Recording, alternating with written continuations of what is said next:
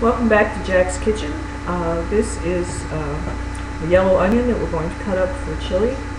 I have already removed the outer layer, the paper layer, and cut off the ends. And we're just going to slice it down the middle to create a flat surface. And using a chef's knife, a nice rocking motion, we're just going to hold the onion at each end. That helps keep the slices from coming apart. I'm going to make nice thin slices across the onion.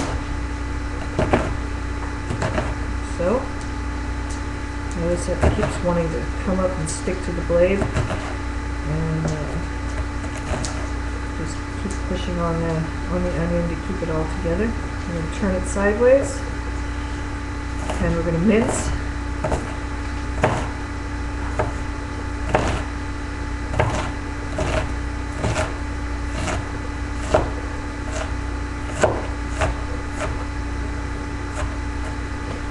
And if you have pieces that are a little larger, after you're done, you can just turn that sideways again and run back through, and that will make your mince a little smaller. If you're the kind of person who doesn't like to encounter great big pieces of onion, or if you have small children, they tend to object when they're eating something and all of a sudden you come across a big piece of onion. Then you just pull all of the onion off there. And if you notice, I still have the green bit that was attached to the onion. The onion had begun to sprout, but this is a nice, firm, crisp piece. It's not softened, it's not decayed in any way, so it's still usable. So I'm going to cut that up as well. And if this had sprouted just a little more, I would have saved that for a bin of potato salad or macaroni salad or something, where that little bit of green onion would have been a nice garnish. But so your onion, when they're starting to sprout, there's nothing wrong with it. You can still use it. The only time you don't want to use your onion is if the inside of the onion has turned black and slimy. Rinse it off, see if you can save any of the white. But if it's black, slimy, and squishy, throw it away. Onions are cheap.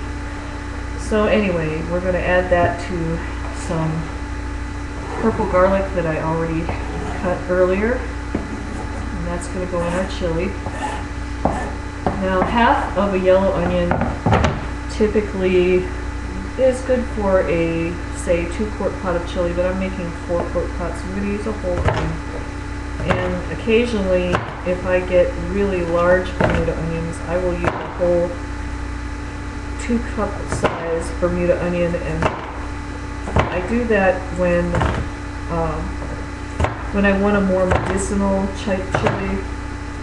If you're making chili because, say, you have a sore throat or cold and you just want something soothing and comforting, use a little more onion.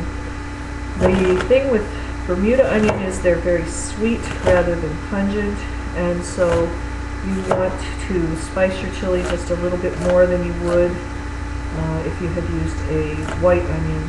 The white onions tend to be really, really pungent, very, very strong, and typically a 1/4 cup of a white onion is more than enough for a pot of chili. So anyway, there's our onion, and we're going to switch gears here, and I'll get the rest of the chili set up.